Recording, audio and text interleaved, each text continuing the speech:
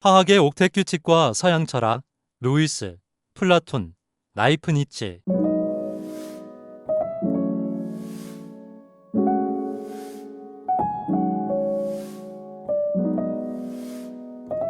옥텟 규칙은 화학의 핵심적인 개념이며 화학의 기본 구조와 원리를 단번에 이해하기 쉽게 만들어주는 마법 같은 존재입니다.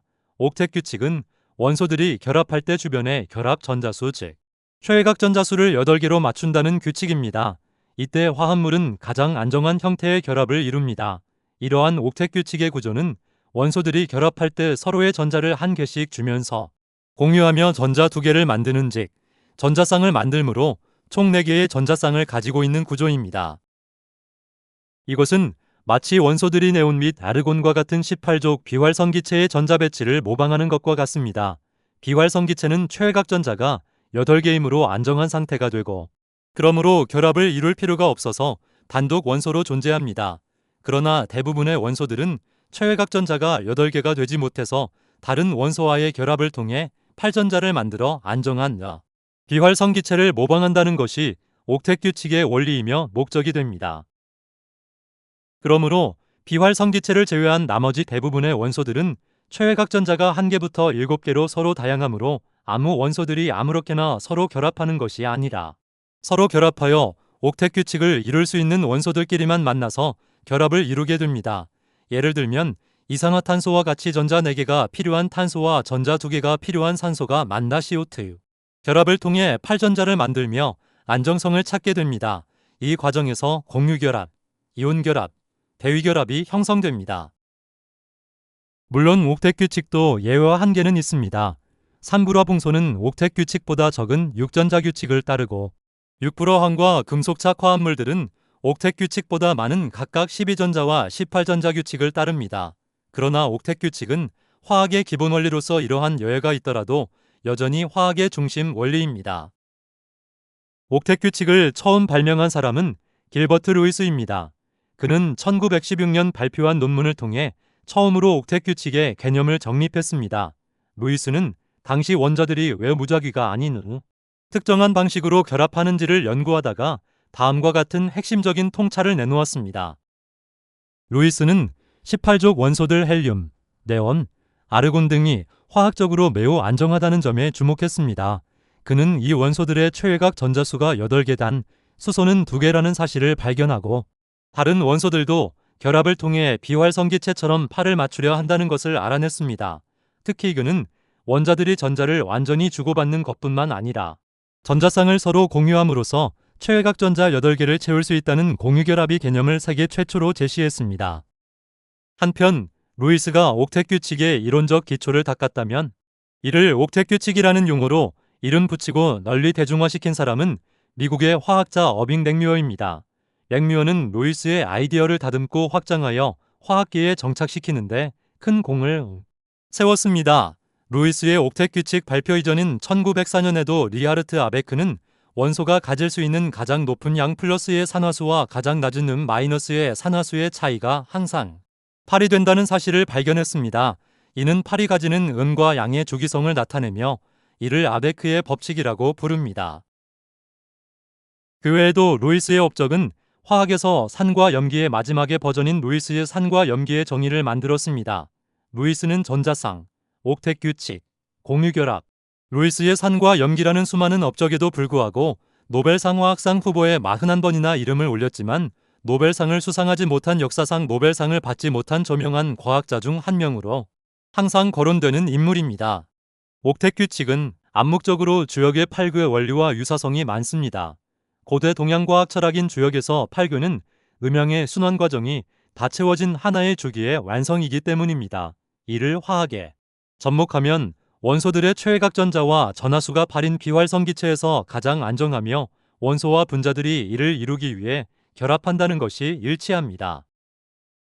그렇다면 옥텟 규칙이 발명되기 전까지는 이러한 생각이 서양에서는 없었을까?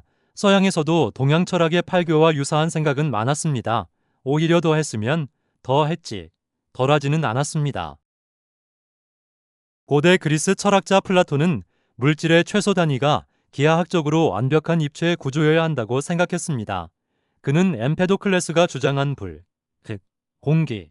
물의 사원소설에서 불은 정사면체, 흙은 정육면체, 공기는 정팔면체. 물은 정이십면체를 각각의 입체 도형에 대응시켰습니다. 여기서 흙을 상징하는 정육면체는 꼭지점이 8개입니다. 옥텟 규칙을 처음 제안한 루이스도 초기에는 플라톤을 흉내내며 원자를 정육면체 원자로 모델링했습니다. 즉, 원자의 꼭지점 8개의 전자가 들어차는 것을 완성으로 본 것인데, 이는 플라톤의 정육면체 개념과 기하학적으로 일치합니다. 플라톤은 그의 저서 티마이오스에서 기본 원소를 5종류의 다면체로 표현했습니다. 4개는 불, 흙, 공기, 물이면 나머지 1개의 정체는 신비하게 혹은 모호하게 표현했습니다. 그 후 아리스토텔레스는 이를 제원소인 에테르라고 하였습니다. 요하네스 케플러는 1619년 그의 저서 세계의 조화에서 옥타브의 원리가 등장합니다. 이를 우주의 음악적 조화의 원리라고 말했습니다. 또한 케플러는 우주가, 즉 행성들이 기하학적 도형적 플라톤 다면체를 통해 건축되었다고 주장했습니다. 케플러는 플라톤의 신봉자이자 피타고라스주의자였습니다. 케플러는 비록 행성 궤도가 플라톤이 선호했던 완벽한 원이 아닌 타원임을 스스로 밝혀냈음에도 불구하고 그는 정육면체의 8개의 꼭지점에서 오는 옥타브의 질서만큼은 포기하지 않았습니다. 케플러의 이러한 집념은 훗날 라이프니츠에게 직접적인 영감을 주었습니다. 루이스 이전의 화학자인 존 뉴렌즈는 원소들을 원자량 순으로 배열했을 때 8번째마다 성질이 비슷한 원소가 나타나는 것을 발견하고 이를 음악의 음계에 비유하여 옥타브의 법칙이라고 불렀습니다. 이는 그리스 음악 철학의 파름계 즉 피타고라스 학파가 정립한 8이라는 숫자를 의미하는 옥타브와 화학의 주기성을 직접 연결한 사례입니다. 비록 당시에는 과학의 무슨 고대 그리스 철학이네라며 사람들에게 조롱받기도 했지만 결국 존 뉴렌즈의 옥타브의 법칙은 현대의 원소주 기율표와 옥텟 규칙의 직계 조상이 되었습니다. 계몽주의 시대 때 미적분을 최초로 발견하고 동양의 주역과 서양의 철학을 융합하려 하였던 라이프니츠도 옥타브라는 숫자에 매료되었습니다. 라이프니츠는 자신이 개발한 현대의 디지털 컴퓨터의 원리인 이진법이 주역의 음양론과 같다라는 사실을 알고 놀라워했습니다. 라이프니츠는 주역의 8규를 이미 알고 있었으며 라이프니츠에게도 8은 단순히 숫자가 아니라 체계의 완성을 의미했습니다. 라이프니츠 역시 주역의 8궤처럼 세상의 모든 지식을 기호화하여 컴퓨터로 풀 수 있는 시스템을 꿈꾸었습니다. 라이프니츠는 고대 그리스의 전통적인 아리스토텔레스 사원소설을 그가 발견한 이진법과 주역의 원리를 통해 사원소가 가진 대립과 조화의 구조를 훨씬 정교하고 수학적인 우주 모형으로 만들어 재해석했습니다. 라이프니츠는 아리스토텔레스의 사원소 물질과 2가지 성질 에너지의 대칭 및 조화가 주역의 8궤처럼 우주의 완벽한 한 주기를 이룬다고 보았습니다. 한편 라이프니츠 우주 모형의 핵심은 모나드라는 최소 단위입니다. 그는 아리스토텔레스가 물질에 집중한 것과 달리 우주가 에너지를 가진 점들로 가득 차 있다고 보았습니다. 이는 현대 물리학의 암흑물질이나 암흑에너지와 유사한 개념입니다. 아리스토텔레스가 원자론을 부정하며 원소들은 서로 끊임없이 변환되는 존재라고 하였듯이 라이프니츠 역시 모나드들이 아주 미세한 미분적 단계를 거쳐 끊임없이 변화하며 우주라는 거대한 조화 즉 옥타브를 이룬다고 주장했습니다. 라이프니츠가 꿈꾸던 모나드란 아주 작은 소립자이며 쿼크 수준이 아니라 그보다 더 작은 우주만물의 핵심 입자를 의미합니다.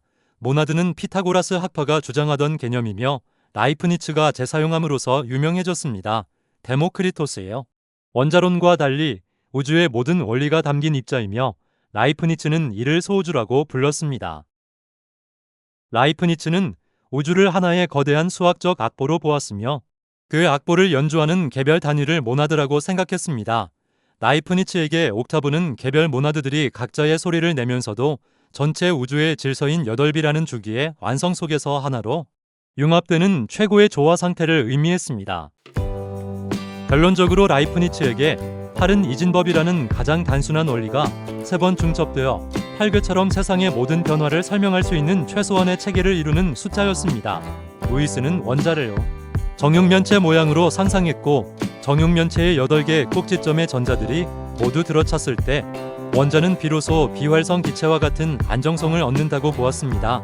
이러한 동양 철학의 8궤 라이프니츠의 옥타브, 루이스의 옥텟 규칙은 작고 불안정한 것들이 모여서 도달할 수 있는 가장 완벽하고 아름다운 균형의 숫자였던 셈입니다.